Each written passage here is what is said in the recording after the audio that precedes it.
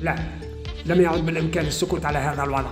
لذلك ونيابة عن جميع الكائنات غير الإنسانية المقيمة في مختبرات التجميل، أنا ملك القطط قررت تقديم شكوى أمام الجمعية العالمية لحماية الحيوانات ضد الدكتور بن وضد معيار ايزو 22716 بتهمة التمييز ضد الحيوانات والطفيليات، بحجة إرساء هذا المعيار داخل مخابر التجميل. طرد الدكتور بن الجميع، شرد أفضل صديق للإنسان والذي كان يمرح داخل المختبر، وهجر عصفور الدغنش الذي كان يعشش تحت سقف المختبر، وحتى ملكة النمل فقد أجبرت على البحث على ملاذ جديد.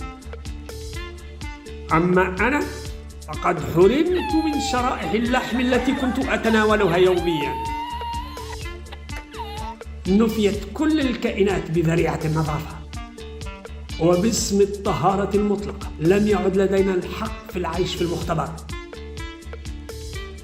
في حين أن البشر يستخدم في نفس الوقت منتجات مصنوعة من لحمنا ودمنا.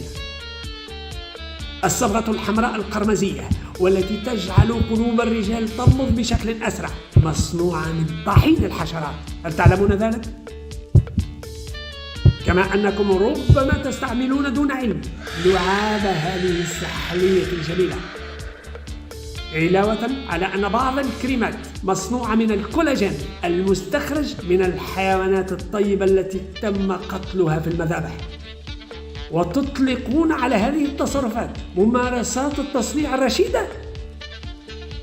كل مبادئ هذا المعيار فاسدة صديقوني. أولا، إرساء منظومة هرمية مقيتة تمجد القوة وتخنق المبادرة والإبداع. تدريب على ما تسمونه ممارسات التصنيع الرشيدة، وهي في الواقع ممارسات التشنيع المقيتة. تدابير نظافة في غاية الإفراط تقلل من مناعتكم وتجعل أطفالكم عرضة للأمراض، في حين أنه كان عليكم تقليدنا حتى تكونوا بصحة جيدة. علاوة على ذلك يريد هذا المعيار تنظيم كل شيء، بما في ذلك فصل المساحات عن بعضها وتنظيم جميع التدفقات.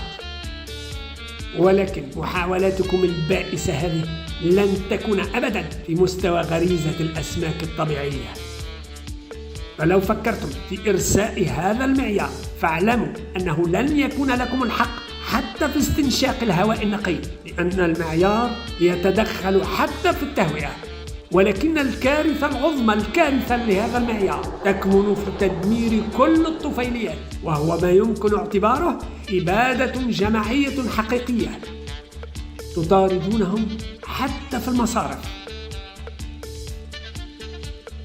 بينما تواجد الطفيليات والميكروبات والبكتيريا والحيوانات في المختبرات هي من ركائز الصحة والمناعة. أنتم تعلمون أن اختفاء حلقة واحدة من السلسلة الغذائية الطبيعية كهذه الفراشات تكفي لتغيير قدركم والتعجيل بنهاية العالم.